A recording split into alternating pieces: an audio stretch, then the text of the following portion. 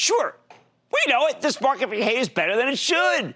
Yes, it held up with some real spots of strength today. Dow only gaining 26 points, S&P advancing 0.42%, NASDAQ jumping 1.23%. But the truth is, there's a lot of rot underneath. And I think many investors are in denial about how bad things can be for some of the weaker players out there, the ones actually involved with the economy, the ones that don't have bulletproof balance sheets. Consider it this weekend Warren Buffett presided over a somber annual meeting instead of the usual festival of investing. We had an older gentleman giving us some brilliant lessons, followed by a remarkable question and answer session with CNBC's own Becky Quick. Typically, when the market gets hammered, Buffett's the first guy to tell you to stick with it. But this time he wasn't bullish by any stretch of the imagination. I don't blame him. Late last week, I told you it was time to start doing some selling, and I still think that's the right call. We've had a big bounce from the bottom. We were selling all day today from our charitable trust after selling pretty heavily at the end of last week. I'm going to get to 20% cash. Not there yet. Got an ActionAlertsPlus.com conference call this Thursday at 11:30, and I sure didn't want to have to defend a bunch of losers like Tyson Foods, which we bought for the trust when the trade war with China ended because the Chinese had a desperate pork shortage.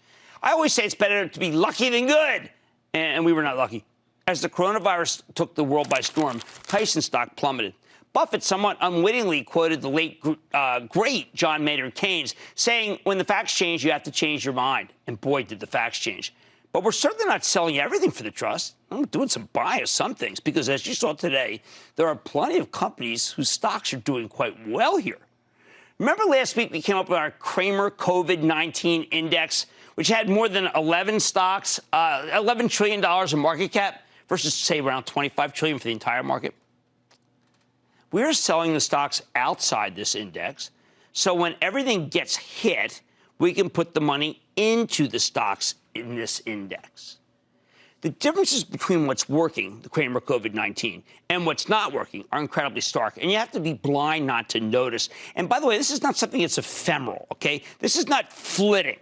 This may be something secular and important to notice. I bring it up because Becky asked Warren whether we are in the twilight of index investing here, because so many people have embraced it already. Maybe too many people. Buffett seemed to interpret that question as a challenge to his dictum that active money managers generally can't consistently beat the averages, especially when you account for their fees. There's a lot of truth to that criticism. It's incredibly hard to beat the S&P 500, and that's also in part because the index is more actively managed than it seems. They regularly change things up, subtracting losers, adding winners. But that really wasn't the thrust of what Becky was asking. She wanted to know if index fund investing may not hold up all that well here, because the index has tons of bad stocks in it that may not survive a pandemic. You could argue that these bad stocks may come back, but I think Buffett would agree that many of them are in big trouble. That's why he dumped his huge stakes in the 4 big airlines. He's not waiting for them to bounce back. He knows they're losers in a new environment where nobody's flying, and that may not change anytime soon. To me, that was an affirmation that this works, that this is where you have to go. Buffett has a long-term horizon, some would say too long. He's perfectly willing to lose money in the short term if he believes there's a long-term opportunity, but he didn't do that with the airlines. That's quite telling. He acknowledged that the facts have changed, and he bailed on the whole group because he knows these stocks are toxic. Again, major part of the S&P 500, toxic. I feel the same way about whole swaths of the S&P 500, which is why Becky's question really resonated with me. Look at it this way. So far this year, 114 companies in the index have suspended guidance. 79 suspended their buybacks, and 31 have either cut or eliminated their dividends. Those are cold, hard facts, people.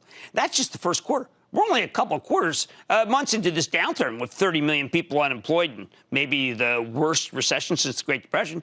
Many people own stocks for their dividends. What happens when those dividends get tossed in the wood chipper? Don't miss a second of Mad Money. Follow @JimCramer on Twitter. Have a question?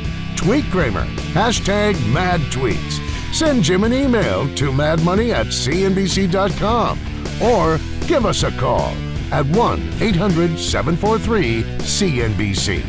Miss something? Head to madmoney.cnbc.com.